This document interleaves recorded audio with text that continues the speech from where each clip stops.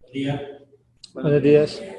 Hugo, Adriana, muchas gracias por la invitación. El equipo que hace parte de la organización por tener mi nombre en cuenta. Y por supuesto al Ministerio de Cultura que me delega para acompañarnos en esta actividad. Siempre es muy grato asistir a espacios en los que uno pueda conversar sobre estos temas que nos incumben a todos y nos interesan por una u otra razón.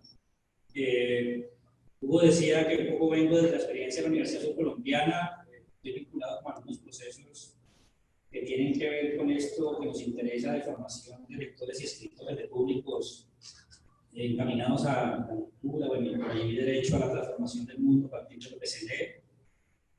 Y en esos procesos en realidad lo que yo tengo son más preguntas que respuestas. Tampoco voy a trazar como líneas gruesas, sino simplemente como a dejar testimonio de algunas inquietudes que me asaltan cuando visito instituciones educativas. Ahora mismo estamos en el Huila, en un proyecto que se llama Huila Ley Escribe, que busca un poco descanonizar los espacios académicos para ver si desde allí se logra movilizar la lectura de los chicos con unos indicadores cada vez más bajos.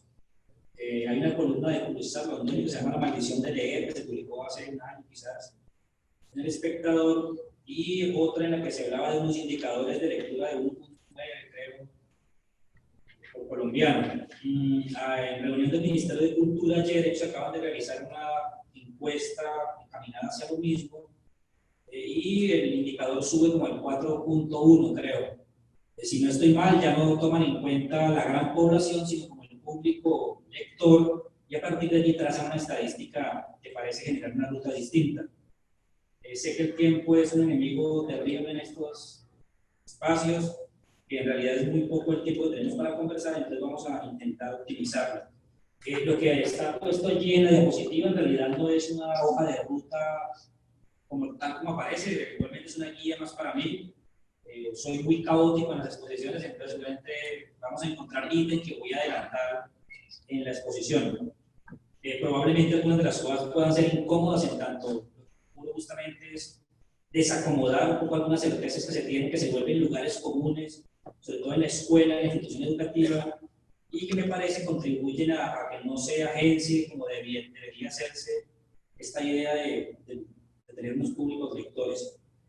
Me voy a ubicar de una vez en el ítem 3, que es un lector, porque me preocupa mucho esa idea del término, que es un lector en realidad. ¿Sí? Cuando uno utiliza el sustantivo, uno dice a qué se refiere un lector.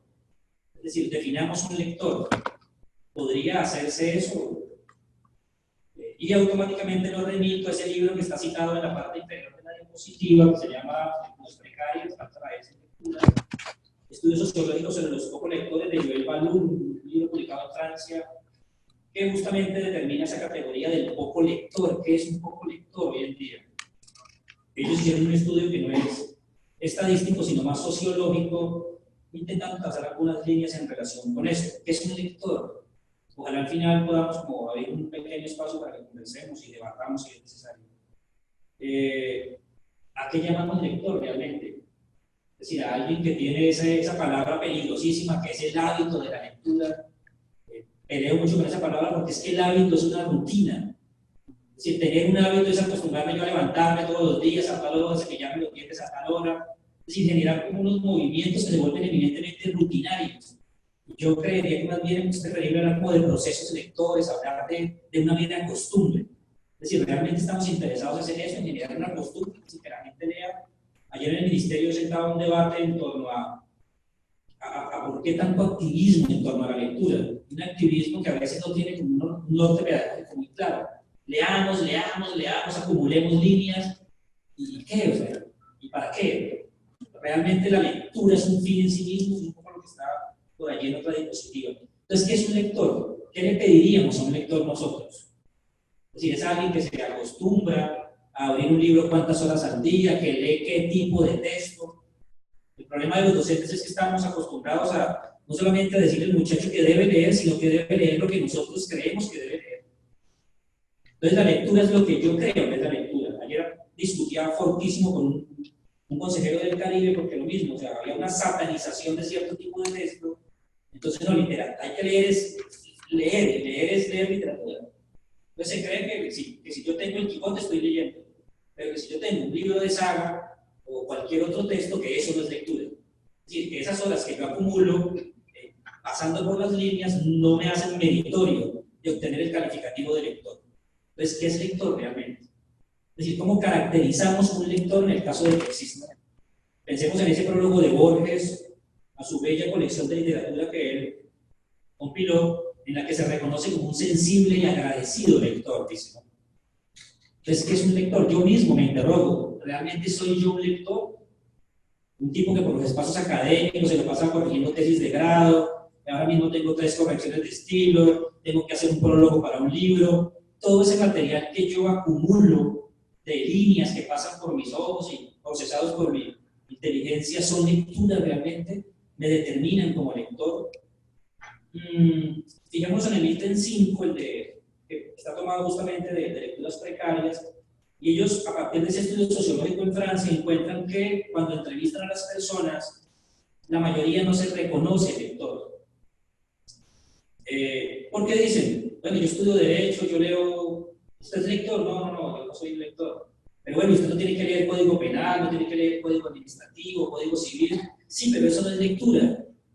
Es decir, como que si la lectura no fuera algo inherente a la disciplina. Insisto, entonces vamos a esos 2 criterios. Consideramos que es lector un tipo que tiene como costumbre en cualquier momento de su actividad cotidiana leer.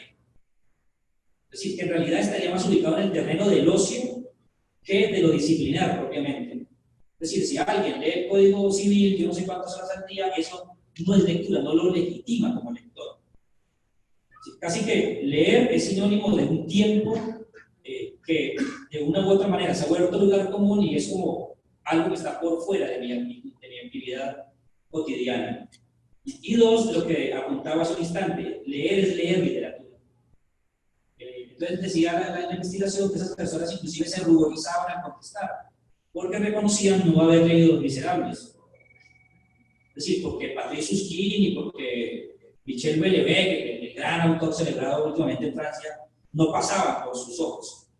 Es decir, eso entonces no leían.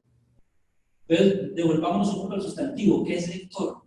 ¿Quién es un lector realmente? Yo estaría en serios aprietos para intentar definirlo. No sé si alguien del público me ayude y empezamos como a establecer una conversación muy puntual, eso sí. Después como estas arenas movedizas que intenté instalar de entrada. Perdón, tú hablabas de los espacios académicos, de los espacios escolares. Entonces, cuando uno habla de espacios escolares, cree que la función de formar lectores es del área castellano. Pero cuando uno ve que todas las áreas se leen, tú lo estás planteando en matemáticas, deben leer, ciencias naturales deben de leer, sociales deben de leer. Entonces, yo creo que la lectura no es inherente solamente a leer literatura, leer todas las.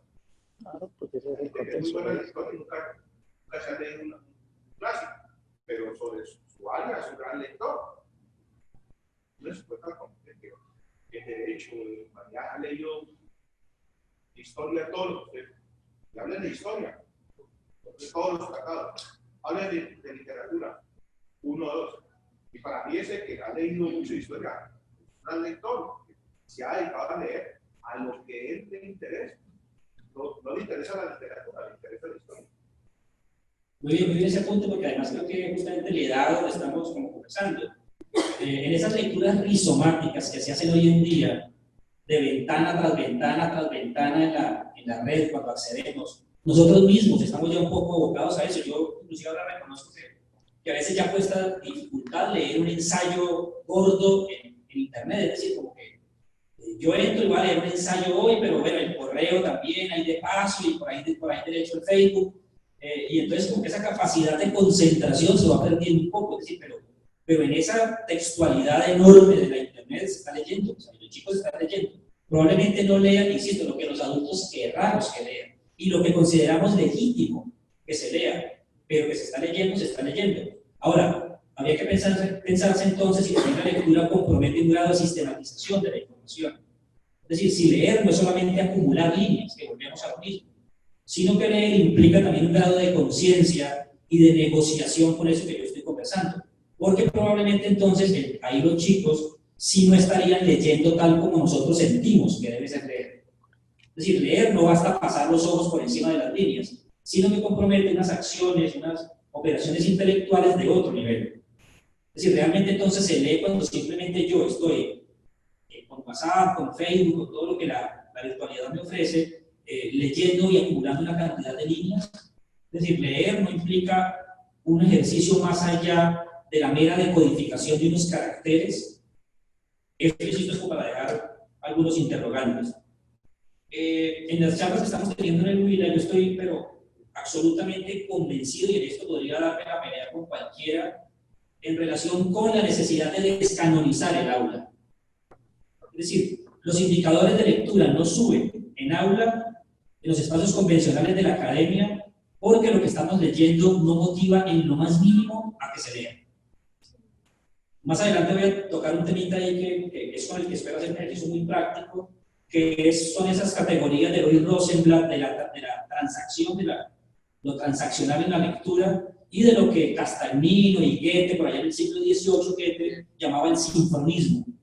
Es decir, esa especie de conexión espiritual que hay entre una obra y yo, que es lo que hace que yo resucite Los Miserables cada vez que lo lea, que yo coja los sufrimientos del joven Werther de Goethe y sienta la angustia de ese personaje enamorado, que yo lea cualquiera de las grandes historias juveniles, como lo llaman ahora, Gulliver, la isla del tesoro de Stevenson, en fin, Mark Twain, y me sienta conectado anímicamente con eso que leo.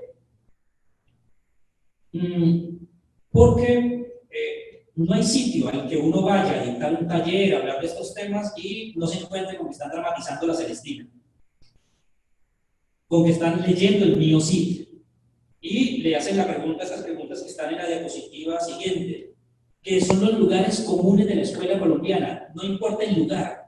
Los profes siempre le dicen a uno esto: profesor, eso es el colmo, a estos muchachos no les gusta leer. ¿Y usted por qué espera que un muchacho traiga como conducta natural leer? No le gusta leer, como si estuviéramos diciendo no le gusta comer. Es decir, como estamos por sentado que a él le gusta, ¿pero por qué? Leer no es un asunto fácil, otra mentira. El problema de las campañas de lectura, dice Julio César Rendoño, todos dicen leer es divertidísimo, es como chuparse un helado. No, no es cierto. Leer compromete unas operaciones intelectuales bastante serias. Entonces no es tan cierto eso, que es que leer es divertidísimo. Para los que estamos entrenados es una maravilla. Yo no soporto un día sin líneas. Esta mañana antes del desayuno estaba ahí leyendo, pero es porque yo tengo una formación, porque decidí, porque no encontré nada mejor que hacer, decía Wilde, hacer de mi vida un escenario de lectura. Pero eso no significa que el chico deba gustarle. Y ahí es donde estamos fallando, los mediadores de lectura. Hugo hablaba ahora en la presentación de mediar, de gestionar para la lectura. Somos nosotros los encargados de hacer eso, de inculcarle, si eso se puede, entre comillas, al chico un proceso lector. Y eso no se consigue poniéndole de entrada el mío sí.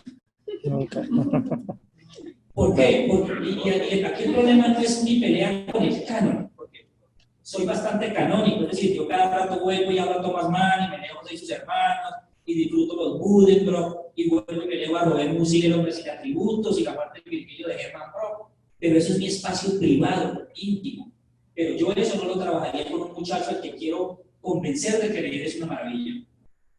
Entonces, ¿cuál es el problema de los libros canónicos, desiertos? Borges, no lean a Shakespeare porque sea famoso, no lean a Shakespeare porque sea el principal dramaturgo del siglo de oro. Si Shakespeare no les gusta, déjenlo. Algún día Shakespeare estará disponible para usted. Dice, bueno, eso es un tesoro. Entonces, ¿cuál es el problema? Que como la escuela legitimó ciertos textos, nos parece que si el estudiante no lee el mío sí va a sufrir un infarto. No conozco el primer diagnóstico clínico que diga que morí por no leer a Cervantes. Entonces, el asunto es buscar libros, y aquí es donde uno mueve el piso del docente, que conecten espiritualmente con el ánimo del chico.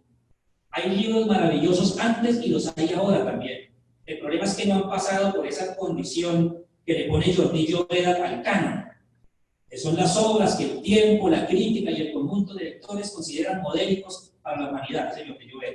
Quizás estos de ahora no cumplen el requisito del tiempo, pero son bastante potables. Hay una novela de Giardinelli que se llama Luna Caliente. Para mí una sesión de estas no es más que una buena guía de lectura, decía por ahí alguien. Esa novela es un tesoro. Yo he conseguido, me han puesto públicos desahuciados para la lectura. Noveno, décimo, 11, profe, estos estudiantes yo ya no sé qué hacer con ellos. Se me entrego. Brutos, no leen, nada les gusta. Bueno, déjenme hacer un pequeño pacto. Vamos a leer entre ustedes y yo, muchachos, una novelita donde vamos sobre el mes que se llama Luna Caliente de Nico Giardinelli. Termina la sesión y los muchachos me dicen, profe, ¿tiene más de esas? Entonces me dicen, ¿qué falló allí? Si realmente yo no creo en esas generaciones perdidas, apocalípticas, ¿no? Nos tocó el peor mundo posible para ir en contra del filósofo Leibniz. No, yo no creo. Nunca he creído que la generación de antes hubiera leído más que la mía.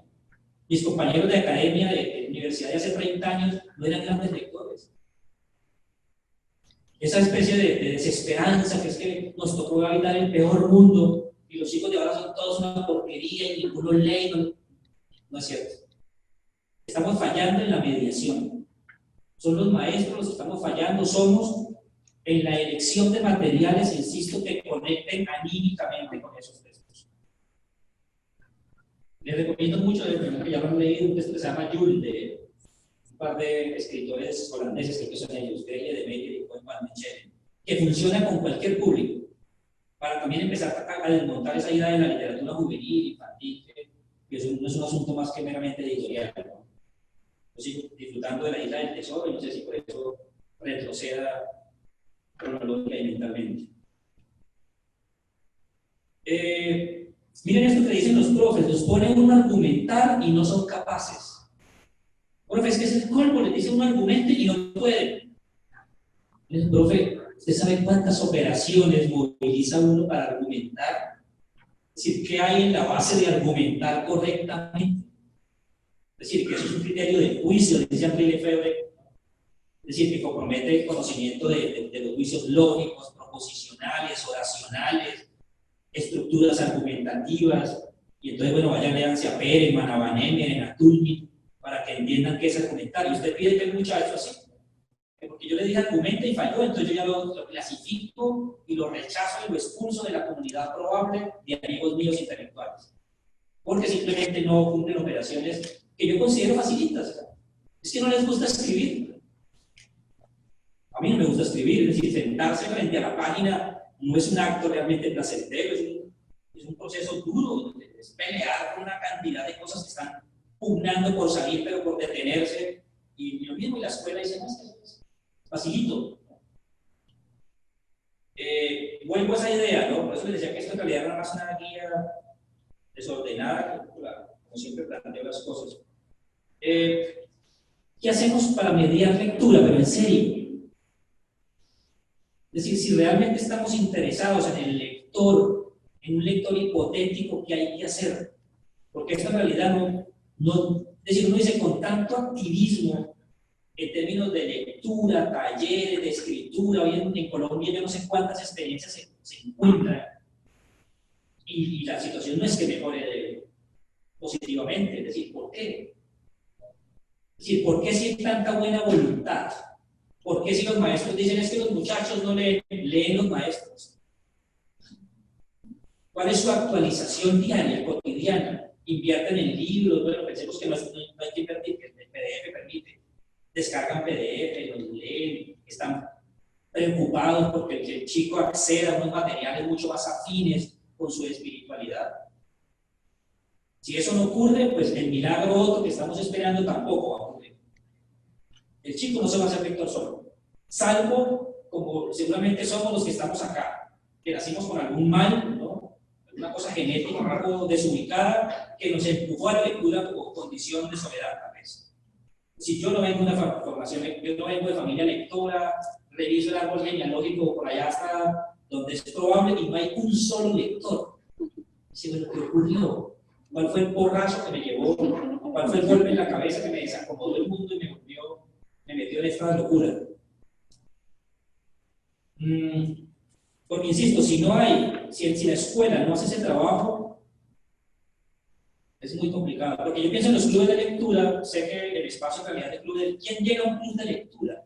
En realidad llega alguien que ya tiene una conducta de entrada. Si es muy difícilmente yo voy a irme a un club y decir, oye, yo voy a aprender a leer.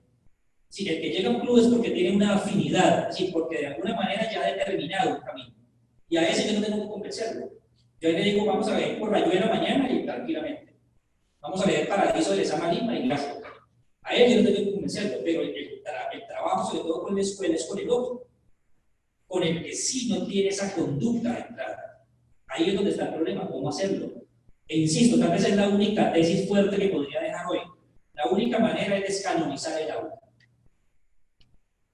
Es decir, el ministerio nunca ha dicho que es obligatorio leer Guasipungo, que es obligatorio leer Yurupalí, que es obligatorio leer Mío Cid, que hay que ser dramatizado de la Celestina. Y que si yo no leo Cien años de soledad soy el peor colombiano. Nunca el ministerio dice eso. El ministerio traza las líneas. Y yo, con base en mi experiencia pedagógica y mi epistemología, muevo acciones. Yo puedo tranquilamente como docente dar cuenta de esos libros, si es que son necesarios para pruebas 11, pruebas a ver. Pero no tengo por qué enfrentar al muchacho al dolor de un no entrenamiento al enfrentarse a Mío Cid o a Nazarillo. Insisto que son libros deliciosos para que no quede un poco en el entendido que Betuel es un anticanónico. Adoro el canon. Pero eso no significa que sienta que en el aula deba estar obligatoriamente. Yo creo que hay unos libros mucho más cercanos al muchacho de hoy que le pueden ayudar mucho más en ese camino aún por recorrer de formarse como lector. Ahí creo que es donde el maestro tiene que ser muy perspicaz, pero sobre todo muy actualizado. Porque usualmente el chico lee eso y nada, o sea, no hay nada que lo empuje. Entonces la lectura se convierte en un hecho de sacrificio. Y la lectura es control, la lectura es obligación de la escuela. Y no se pasa al otro principio de la lectura como divertimento, que es finalmente lo que puede hacer que uno se vuelva lector. Yo no me vuelvo lector por obligación en realidad. Yo reviso y tal vez los libros que me pusieron en primaria y bachillerato no fueron los libros con los que yo me formé como lector. Quizás me gustaron más unos que leía aleatoriamente. Recuerdo El hombre mediocre de José Nietos. No entendí un carajo, pero sentía que estaba frente a algo grande. No sé si alguien lo ha leído, ese libro del filósofo argentino. En relación con si lo que hay que leer es literatura, entramos a otro problema mucho más dramático. ¿Qué es literatura? Y los remito a Jonathan Kohler, a Terry Appleton, a Raúl Castagnino, que desbarataron el concepto de literatura empezando el siglo XX. Entonces todavía hay gente que cree que literatura es un adjetivo bien puesto como los de María. Entonces que si yo no digo que la rosa tiene el color silente de la primavera, entonces yo no hago literatura. Entonces me dicen, bueno, ¿qué hacemos con Belebé, con Pedro Juan Gutiérrez, que hicieron de la procacidad un lenguaje? Con Bukowski, con estos autores que nos enseñaron que la palabra vulgar también hacía parte del inventario probable del texto literario. ¿Sí? ¿Alguien lee bien inglés? Y eso es un desastre, en español también, pero en el inglés es mucho más. ¿Me quiere leer este trapitico en letra negra, por favor? Se venden zapatos distintos. No, pero en inglés, sí que escuchar la tonalidad. For sale, baby shoes never worn. ¿Eso dónde estará? ¿A qué se parece? ¿En qué tipología lo clasificamos? Pensemos en esta tipología de Kaufman y Rodríguez o en la de Mauricio Pérez Abril, las tablas tipológicas. ¿Qué tipología es eso? Si yo veo un texto de esos, ¿qué es?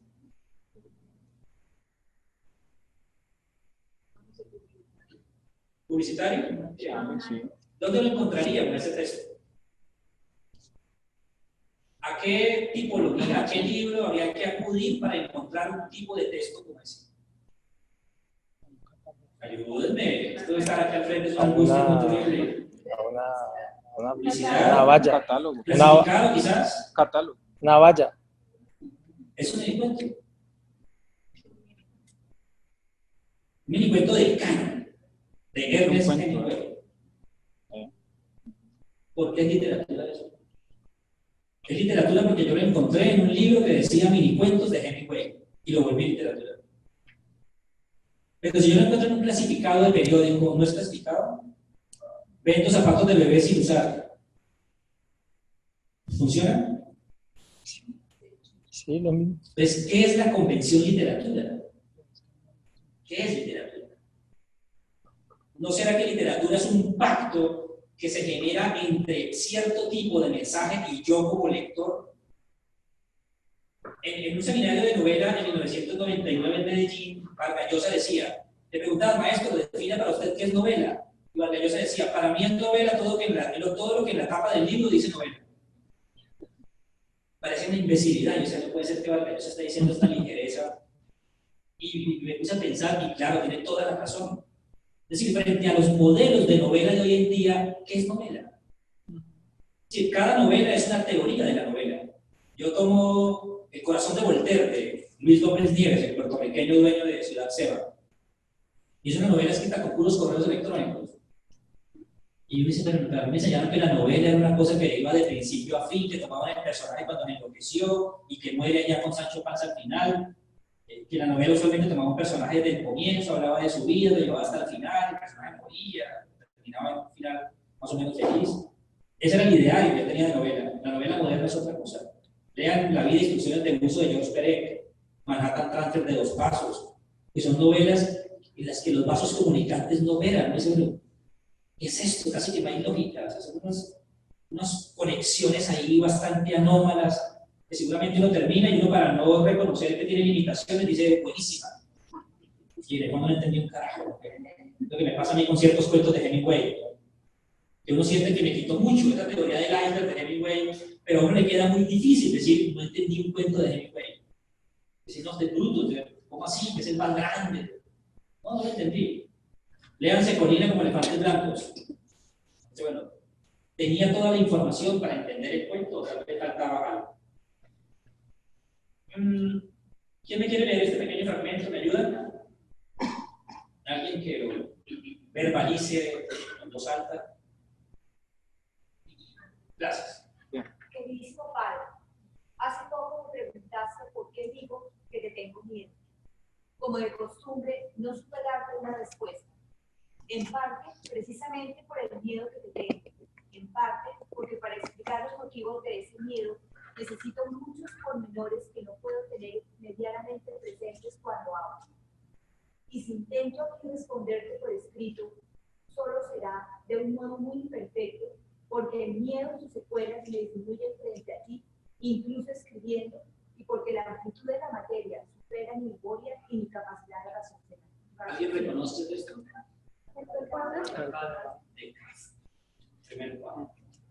¿Ustedes creen que Kafka estaba pensando en literatura cuando escribió esto? Voy a hacer literatura. De un tipo que se estaba desgarrando y cuyo único mecanismo de comunicación con un papá que no le daba ni la hora era esta carta que tampoco le entregó. Y luego nos dicen que es literatura, porque es de Kafka. Sí, ¿qué es literatura? En serio, insisto, es que cuando yo vengo a estas cosas yo termino más enredado, o sea, porque yo tengo que ir a un curso que se llama Introducción a la Literatura a decir al estudiante, literatura, 2 puntos, abra comillas. Y se lo despedazo, es lo contrario. Le quito todo, le digo, no es lenguaje, no es drama, no es ficción, y lo dejo sin nada. Entonces, ¿qué es? Y tal vez, insisto, para mí lo único que me empieza a definir la literatura es la representación estética, y ya estética es un problema, de un drama humano que busca conectarse conmigo. Tal vez es lo único que yo podría más o menos decir. Y que acomode el lenguaje según la necesidad expresiva de esa condición humana. Para quitar de encima que es un tipo de lenguaje particular, como creían los formalistas rusos. Lo que nos enseñaron, insisto, que el lenguaje era lo almibarado, que si yo metía la luna en un poema, eso no era poema, que si el mar no estaba presente, entonces el poema era como. Porque se volvieron lugares comunes de la literatura eso, ¿no? Cursilerías. No, esto no es literatura. Al menos no se escribió como literatura. Acuérdense que el concepto de literatura es un concepto del siglo XIX, muy reciente. Homero no escribió literatura. Homero era un tipo que pertenecía a la clase baja y que iba como Rapsoda, recopilando historias, memorizándolas para formar al pueblo, en eso que Warner Jagger llama la élite o la paideia y la arete griega. Pero él estaba haciendo un libro para que nosotros después lo pusiéramos en clase tortuosamente, que los muchachos hicieran un taller.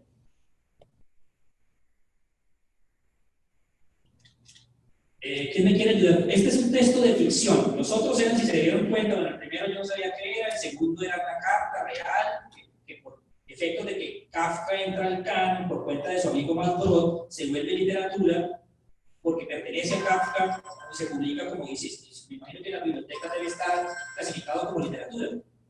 Cuando mi biblioteca yo la tengo por géneros literarios, y cuando yo tomé carta al padre, decía, ¿dónde lo pongo?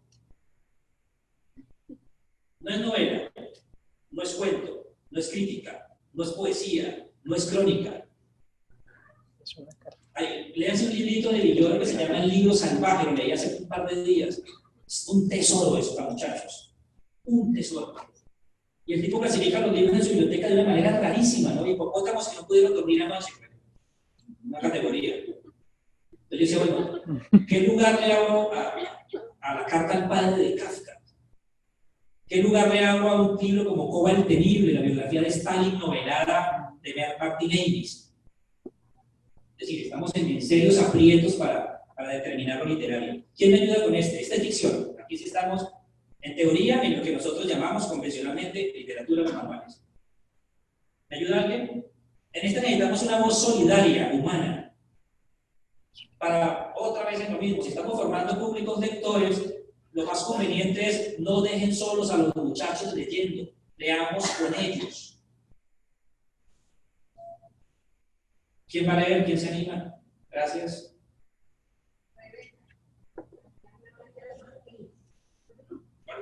A los 16 Rebeca será violada de su madre. Intentará suicidarse sin conseguir. Tendrá que lidiar con el trauma. No por mucho tiempo.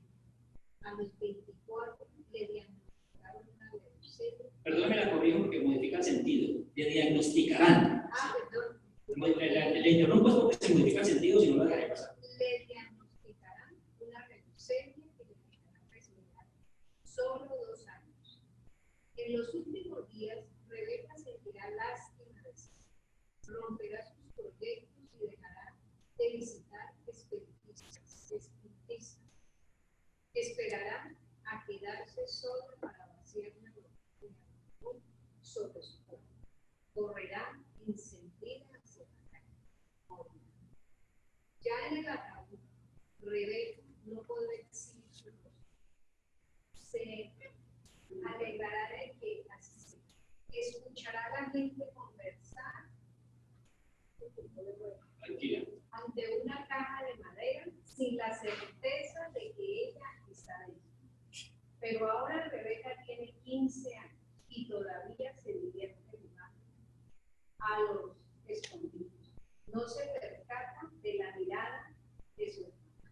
No recuerda que pronto cumplirá 16. ¿Qué tal eso? Brutal. Fuerte. No se consigue en internet, porque este es un libro que estaba en Cuba, entonces yo le pedí permiso a la autora para digitar y usarlo con fines pedagógicos.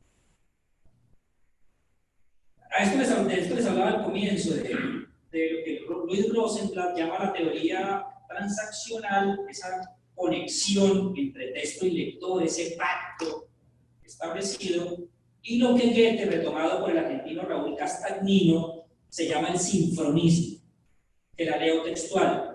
Capacidad que tiene un escritor para transmitir al lector de cualquier época una emoción estética capaz de conmover al lector sin importar la época. Insisto, eso es lo que hace que yo vuelva y sienta el desastre de Madame Bovary, una pobre muchacha perdida en un amor incierto y que muere, o la locura de la Karenina lanzándose al tren en la última escena porque no soporta el asunto con Bronsky, con su marido. ¿Lograron esa conexión con el texto que te acabamos de leer, Rebeca? ¿Por qué? ¿Por dónde conecta con sus almas? Hubo gestos de asombro, más o menos, de ¿por qué? Ayúdenme. ¿Rebeca existe? ¿Pero existen Rebecas? Sí. Ahí uno empieza a entender tal vez las claves de la ficción, ¿no? Rebeca no existe. es real. El problema es ese, es real. Más allá de que nos valgamos de un instrumento de ficción para representar el drama humano. Hay un cuento de Gonzalo España que se llama Alta Cocina. Tomen nota. Ese yo lo trabajo mucho en los talleres del Banco de la República, en el que a veces se enfrenta uno a públicos muy amplios y no es tan fácil la conexión. Yo les digo, bueno muchachos, vamos a intentar sentar un pacto de entrada, yo les voy a leer un cuento, voy a intentar mover los matices necesarios, voy a detener cuando necesite hacer pausa, voy a leer en voz alta, voy a intentar hacerlo bien, soy un mal lector, pero voy a intentarlo. Si fallo en un renglón, ustedes se pierden la vista, me lo indican y yo reculo y retomamos donde corresponda y arrancamos. Yo no tengo muy buena competencia auditiva, soy muy malo escuchando, quizás porque me enseñé mucho a la lectura personal con el libro y entonces leyendo en la primera línea. Pero la mayoría sí tienen muy adelantada esa competencia. Yo leo el cuento, es un cuento larguito de 8 o 10 páginas. Y cuando miro al público, al que a veces le he perdido la vista, la gente llora. Dice, ¿por qué llora? Y eso yo les dije que iba a leer un cuento. Es porque yo necesito ficción. Cuento, género breve, que los profesores también dicen en el lugar común, inicio, nudo y desenlace. Entonces, eso es la definición del acto sexual, pero no del cuento. ¿Por qué lloran? ¿Por qué se sintieron? ¿Será que aplica esto de lo transaccional y el sinfronismo en mi apego a este texto, al que yo adoro? ¿Por dónde entra el sinfronismo? Es una cubana. Ahí háganse un autoexamen, reconózcanse. ¿Quién se anima? ¿Por qué lado les entra a ustedes? ¿Para qué esto? Porque insisto, esto es lo que deberíamos propiciar con un lector joven. Ese texto que le entre espiritualmente por algún lado, por alguna orilla. ¿Y qué es lo que el mío sí no propicia? Pero el texto es una nicha prácticamente. Estamos trabajando con jóvenes, vamos a tocar a él, como ustedes. Por ahí empieza la conversación. Por ahí puede empezar la conversación. Muy bien. Personalmente, siento que me conecto mucho más con libros, del cual comienzo a conocer más del autor. ¿Quién fue el autor? Comienzo a conectarme con la vida del autor y comienzo a ver reflejado esa vida en el texto, en los textos de la escritura. Sí, con más conexión con los libros. En realidad toda la literatura es eso, ¿no? Toda la literatura más escapista habla del autor. Siempre que uno va como a talleres con chicos, le preguntan a uno, ¿usted es el personaje que mató a su papá en tal página? Digo, bueno, no soy, pero sí soy. O sea, uno como escritor lo que hace es que intenta meterse, pero que no lo vea. Sí, es decir, estamos y no estamos. Yo no sé si Fernando Vallejo sea el Fernando Vallejo de su libro realmente. Los que lo conocen personalmente dicen que es un tipo afabilisimo. Es decir, que ese género de la cantaleta del siglo XIX que se inventó, ¿no? Que en realidad es el Vallejo literario, pero que el otro, el íntimo, no es ese. No es el que putea, no es el vulgar, el que dice que la mamá yo no sé qué, y que el papá es un viejo de no sé qué cuántas. ¿Sí? Es decir, los escritores estamos y no estamos a la vez. Es muy difícil no escribir sobre lo que es uno. Uno escribe como sujeto moral. Yo escribo desde la condición de profesor, desde unas experiencias amorosas siempre fracasadas, desde un estrato 2 tambaleando previo a caer al 1, desde una ideología de un izquierdoso seguramente un poco desencantado de las utopías, y desde ahí como sujeto discursivo escribo con todo eso. ¿Cómo ocultarlo? Y me quedaría muy difícil escribir desde el estrato 6, porque se me notan las maneras, ¿no? Se me nota el silbén así por encima.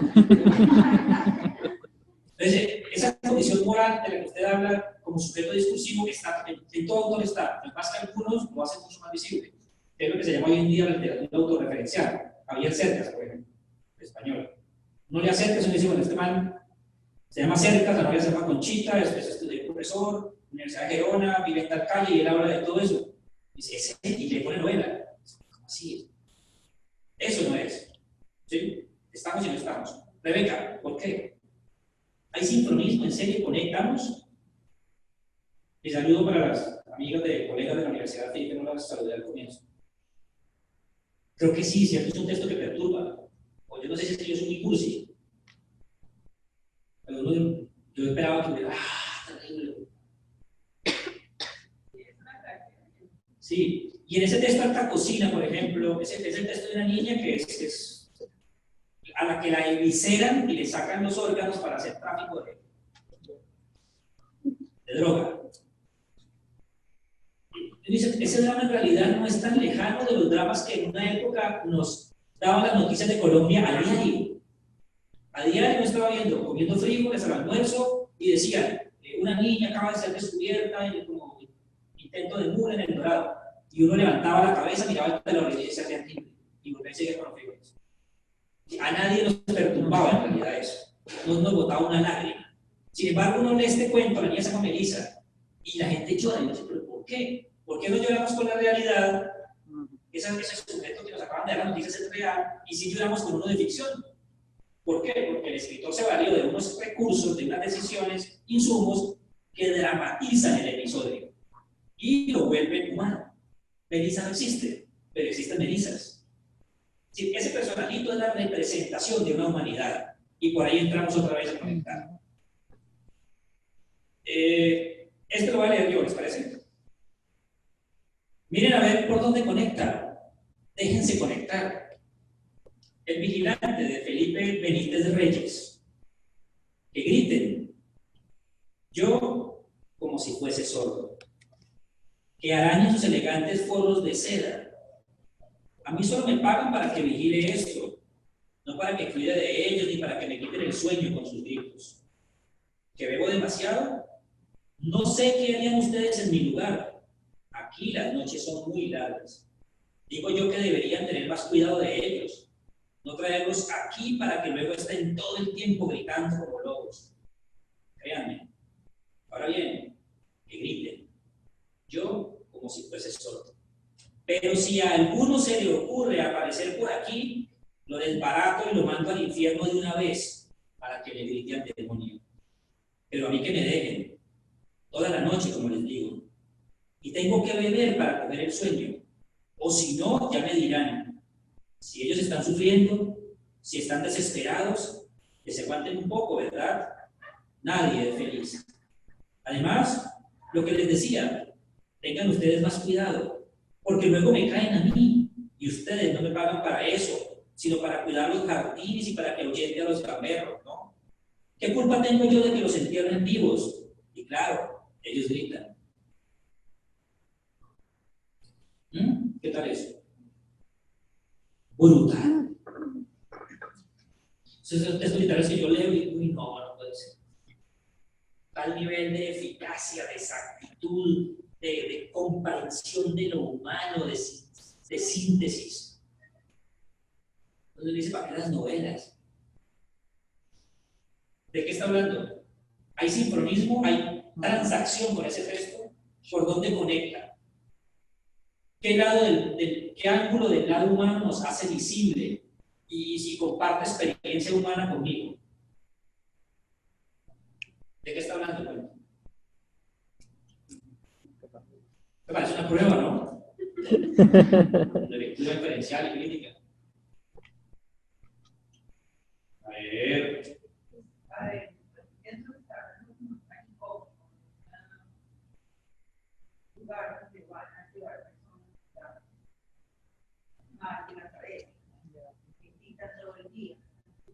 ojo con las marcas textuales. Miren que arañen sus elegantes forros de seda. ¿Qué es eso? Ataúd. ¿Ataúdes? Sí. Pero no lo pasa por ahí. Es más duro que el cómic. Es un Cementerio. ¿Es un sepulturero de qué? De una dictadura. Es decir, lo que hay ahí de base es la desaparición, ¿no?, de las personas que las entierran vivas. Y este man al que le delegan la misión nada grata de darles pago en caso de que intenten salirse de la... O sea, el minicuento es atroz. ¿Y por qué conecta? ¿Por qué tal vez conecte más conmigo como latinoamericano que con un gringo? Estoy diciendo pendejadas. O sea, me parecería estar lanzando un estigma, ¿no? Pero lo digo en términos de solidaridad de clase. Claro. Porque es que esto no es literatura para nosotros. Esto fue, y probablemente antes sigue siendo una marca de época, de la época que nos tocó suerte vivir.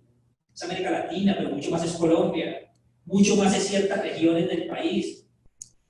Este cuento alta cocina que me funciona en todo lado, que al vecinas muy la en un taller. Y la gente no lloró. Yo les decía insensibles. En otros talleres la gente ha llorado. Pero no, profe, si aquí acaban de matar a una niña ayer. ¿Usted cree que tenemos lágrimas para llorar ficción? ¿Volvemos? Hay historias que conectan más, que probablemente se acerquen más a un lector de información que otras. Recomendación: la selección de textos es el elemento central si queremos formar un lector. No dejar solos a los muchachos, a los que tenemos procesos formativos. No es tengan el texto y en un taller y 8 preguntas y además las mismas preguntas bobas, ¿no? Descríbame el personaje. Detecte cuál es el conflicto. Pónganos a sentir el texto. O si no, queda en un formalismo, queda como llenando estadísticas, contestando una encuesta. Lo dejo ahí, que creo que es el tiempo recomendado. Sí, para que conversemos, si hay alguna pregunta, algún insulto. A veces es un mini cuento de cada. Muchas gracias, muy queridos que participaron. Bueno, en realidad un poco ahí está el panorama, ¿no? de lo que les decía al comienzo, mi relación con el mundo de la formación lectora y escritora de hoy en día. Algunos procesos en los que participo y en los que intento participar con la mejor buena voluntad, como decía Gutiérrez Girardot. ¿Alguna pregunta, recomendación, contraargumento? Como dicen los académicos, alguna apostilla. Ese mismo discurso se ha manejado hoy pues, durante la presentación. ¿De qué manera entran los nuevos individuos que están conectados con otros tipos de lectura y de qué manera eso puede ser validado como lectura? ¿Me hago entender? Sí, es entender. Ahora, yo por ejemplo, y lo hablo por términos propios, soy un amante de los videojuegos y a mí no me gusta leer literatura, lo que hablabas ahora normalmente. Para mí leer algo de la Divina Comedia o algo de Borges o algo de Sábato o algo de Benedetti me parece tedioso, harto, cansoncísimo. Pero soy muy amante de leer la historia de Link, de un personaje que hace parte de un videojuego, o las diferentes transformaciones que ha tenido Mario en los 30 años de historia, o en su defecto las reseñas, las críticas, las opiniones que han tenido X o Y videojuego. Eso ahora, en el mundo en el que vivimos, es algo muy común y es algo en lo que los jóvenes, que digamos la generación Z, la AA y los que vienen en camino, va a ser más vivencial. Entonces, ¿de qué manera? Y lo hablo desde el punto de vista desde los formadores, desde los mediadores, desde los profesores, se puede validar eso como una postura de yo sí leo. Para mí eso sí es importante y para mí eso sí me llega, porque ahorita lo que estamos viendo de Rebeca y de Melissa, era la otra niña, sí lo conecta a uno, y lo conecta a uno por cuestiones vivenciales que hemos estado en el contexto histórico. Pero para mí también me conecta mucho leer cosas de videojuegos y demás, porque me conecta también con vivencias propias históricas de infancia.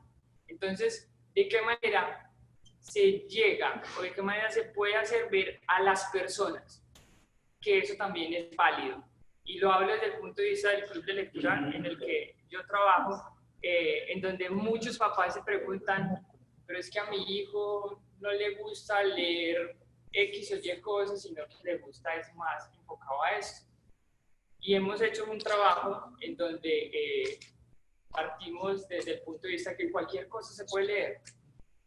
Entonces, pero sí quería es como eso, como saber cuáles son los argumentos puntuales y desde el discurso que vos estabas dando, que se puedan llegar a dar para validar esas otras formas de lectura. ¿Tu nombre? Oscar. Oscar. grabó el audio? Sí. Es que me interesa mucho la pregunta, porque creo que llegó un poquito a destiempo, Oscar, ¿no? Llegó al permiso, que fue por donde empezamos a ver el asunto. Es decir, el problema está es en eso, en que estamos hablando de los muchachos, que usted dice, es decir, sábado, bueno, sería como una consideración inicial, y es no se prive eventualmente de asomarse hacia el mundo. Es decir, el sábado es una maravilla, es decir, bueno, quizás no tanto. Sobre todo no el poeta, la tregua, el de Conversas por el fuego, el de Primavera con una esquina rota, es delicioso. O el de Crítica cómplice, opción poética de poemas para esquela y para separadores de segundo bueno. Pero como que tampoco genere una vocación de rechazo automático por esas tipologías, como que permita, o sea, de vez en cuando asomarse un cuento y se va a dar cuenta también que se va a hallar unos elementos humanos, sobre todo, interesantísimos. Creo que por ahí va el asunto. Dos, es lo que habíamos dicho, es decir, el problema, la ruptura, eso que Guillermo Samperio llama la pérdida del encantamiento, está justo ahí, en que seguimos insistiendo con modelos de lectura con los que fuimos formados. Y en la universidad estoy llevando a cabo esta discusión, porque el muchacho que hace, el profesor que se va a trabajar al colegio, ¿qué lleva? Los libros y las formas de trabajo que recibió con los docentes de la universidad. Entonces uno los ve, profe, a 3 años salen y, profe, ¿cómo se llama el libro que usted trabajó en? O sea, lo que está llevando es la réplica mía de un modelo de clase, que usualmente es malo. Entonces, bueno, mueva su piso, usted se va a encontrar con un público no universitario, unos chicos inquietos que se lo van a querer devorar el primer día. Si tal vez lo que yo vi con ustedes en clase era para un público adulto, para formar un futuro licenciado, pero no es la formación para el chico. Entonces él está convencido de que si yo trabajé en la montaña mágica, en literatura universal, la montaña mágica es para trabajar en octavo en literatura universal. No jodas, se le va a dar una diarrea mental al muchacho. ¿Sí? Entonces, yo creo que todo esto tiene entrada, y va a tener que tener entrada, y la escuela va a tener que flexibilizar cada vez más sus cargas. O si no, esto que estamos reunidos de hoy, de fundar un público lector, jamás va a ser posible.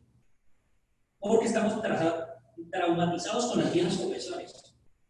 Entonces, es que en serio, es que no hay, yo voy a una escuela, con RCN lo hicimos durante 10 años. Voy a una escuela en el norte de Pasto, de Nariño. ¿Y qué están viendo? Los libros. Me voy con ese mismo taller a La Guajira. ¿Qué están viendo? Los mismos 4 libros. No puede ser posible. Es decir, que no exista sino eso en el vastísimo mundo de la ficción y de lo otro que usted plantea. Yo lo que sí no podría resolver es cómo entraría directamente, por ejemplo, a negociar al aula, porque no tengo la experiencia. Tal vez las compañeras de la EFI, los que hacen clubes de lectura, ya hayan trabajado con esos materiales y les hallen como un lugar garantizado. Yo no lo tengo, la verdad, porque insisto, pertenezco todavía muy al mundo literario, más allá de que intente dejar en claro que eso tampoco es. Es que nosotros que venimos de este mundo de la literatura somos muy románticos. Entonces, lo que le decía ayer un profe por allá de Barranquilla, quizás, no, es que es el colmo que están leyendo esa porquería de Narnia, me parece el libro. O sea, queremos que lean, pero además que lean lo que yo estoy leyendo, no jodas, démosle la oportunidad a los chicos que exploren, capaz que si ese muchacho se hace un lector consciente, algún día llegará solo a leer Otelo. Pero yo no le puedo decir, papá, lo necesito por mano y arranquemos con el Ulises ahí para joder, pues. Vean, yo diré, para arrancar, le trato de una pista adolescente. ¿Sí? Sí, yo creo que todo eso que se está planteando debe tener entrada. Lo que sí es que tiene que tener entrada muy pensada. Sí, es el para qué, que es lo que yo les decía ayer en el Ministerio de Cultura. No es leer. Leer no constituye un bien en sí mismo. Es leer para qué. ¿Para qué yo quiero que la gente lea? Para que, no, que es así, los tenemos quietos, entonces no se van a volver delincuentes. No, eso le corresponde al gobierno. Pero no vayan a darle la literatura pues que va a dosificar el mundo. Descubrir un papel sedante contrario al papel transgresor que tiene por convicción inicial. ¿Sí? ¿Sí, mi amigo Oscar? ¿Bien? ¿Óscar?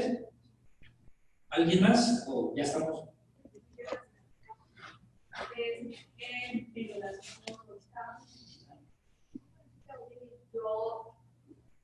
¿Me puedes Hay que repetir? meter el micrófono, además, si quiere usarlo para garantizar la comunicación. Ay, pero Vamos a ver. todos.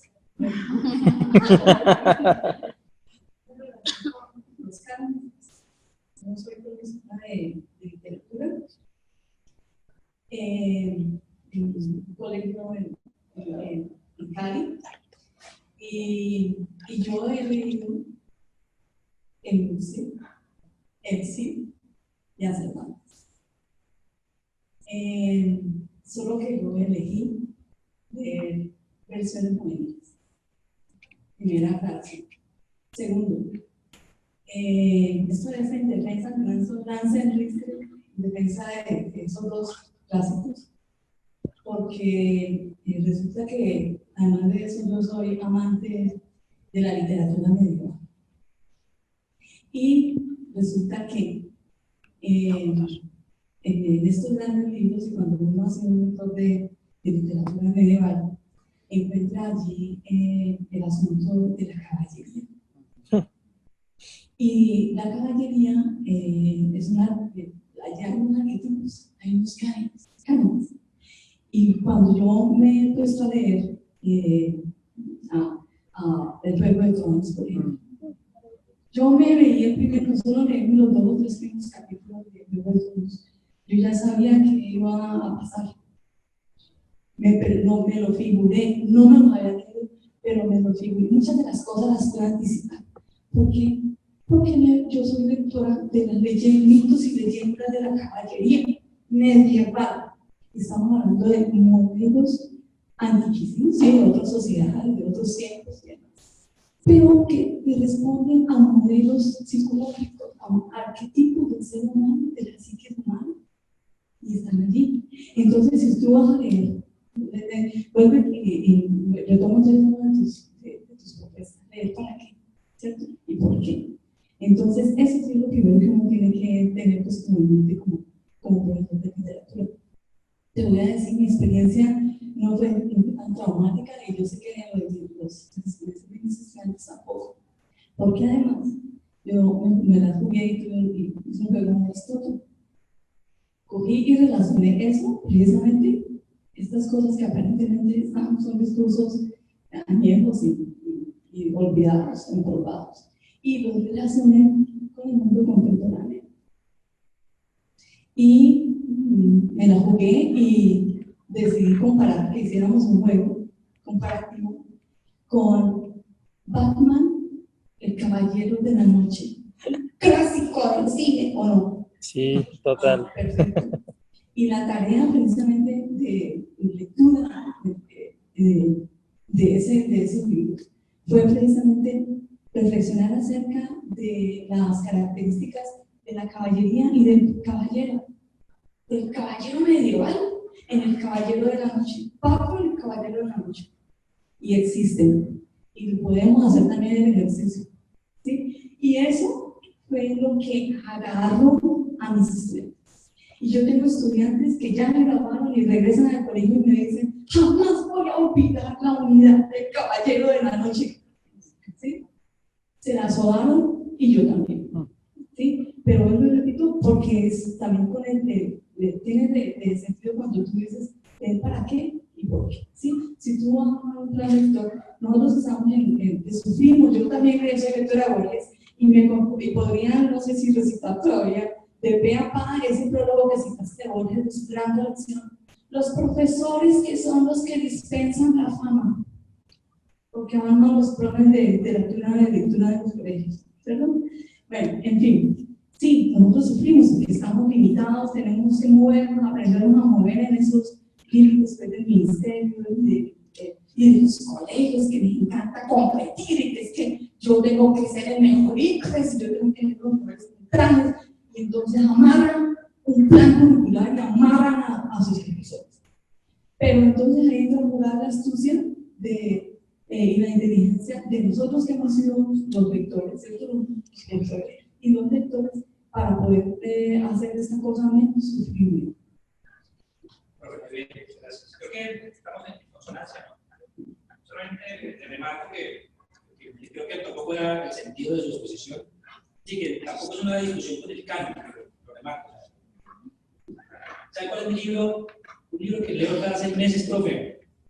Tirano el Blanco, de Joan Martorell. Uno de los libros que Cervantes, dentro del capítulo, salvó de la quema esta horrible de libros de la Edad Media. Y nadie lo lee, o sea, no se lee. Sin embargo, es un libro canónico, tal vez el más canónico de los libros de caballería, al lado de la María de Gaula. Y para decirle que me encanta el canon. El otro asunto es cómo negociar con el canon, con cierto tipo de canon en los espacios como chicos y en los medios de mediación lectora. Insisto, es desescolarizar también un poco, es decir, es no simplemente, es lo que me decía un profe, por ejemplo, en un municipio. Por ejemplo, es que yo utilizo la Celestina y los muchachos la dramatizan y hacen. Sí, profe, primero le estamos colgando al texto una actividad que no es literaria directamente. Y para yo poder que el libro entre, tengo que ponerle una actividad que no es literaria. Estoy reconociendo que la lectura del mismo libro va a ser difícil de entrada. Al yo decir, no, tengo que acudir a esto y llegar de globitos para Fernández, para que el libro de niños disfrute, que también es un problema mío ahora con la lectura. Porque estamos llenando la lectura de un poco de parafernalia para que el libro lea, para que el niño lea. Entonces, el día que el niño no encuentre eso, no va a leer. Si como que no es posible un ambiente lector si no hay esto y esto y esto, y entonces, y yo, para mí este libro tiene que tener una riqueza en sí mismo.